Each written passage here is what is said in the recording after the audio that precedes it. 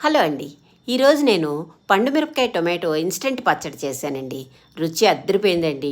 అప్పుడప్పుడు మనకి కారకారంగా ఏదైనా తినాలనిపించినప్పుడు ఇలాంటి పచ్చడి వేడివేడి అన్నంలో వేసుకుని కొంచెం నెయ్యి వేసుకొని తింటే ఆహా అద్దరిపోద్దండి. ఇప్పుడు తయారు చేసే విధానం చూద్దాం. ముందు ఒక కళాయి పెట్టుకొని అందులో కొంచెం ఆయిల్ వేసుకొని శనగపప్పు, మినప్పప్పు, ధనియాలు, జీలకర్ర, అలాగే కొంచెం మెంతులు, కొంచెం ఆవాలు, 4 వెల్లుల్లి రెబ్బలు వేసుకుని వేయించుకుని పక్కన పెట్టుకోండి. అదే ప్యాన్లో ఈ టొమాటో ముక్కలు, పండు మిరపకాయ ముక్కలు, కొంచెం చింతపండు, కొంచెం రాళ్ళు ఉప్పు, పసుపు, ఇంగువ వేసుకుని టొమాటోలు, పండు మిరపకాయ వేగే వరకు దగ్గర పడే వరకు బాగా వేయించుకోవాలండి. ఆ తర్వాత వీటిని పూర్తిగా చల్లారనివ్వాలి. ఇప్పుడు మిక్సీలో ముందుగా వేయించుకున్న పప్పుల్ని కొంచెం బరగ్గా గ్రైండ్ చేసుకున్నాక అప్పుడు ఈ పండు మిరపకాయ టొమాటో మిశ్రమాన్ని వేసి కొంచెం బరగ్గానే రుబ్బుకోవాలండి. మరీ మెత్తగా రుబ్బుకుంటే రుచి ఉండదు. రుబ్బుకునే ముందు కొంచెం బెల్లం వేసుకోండి.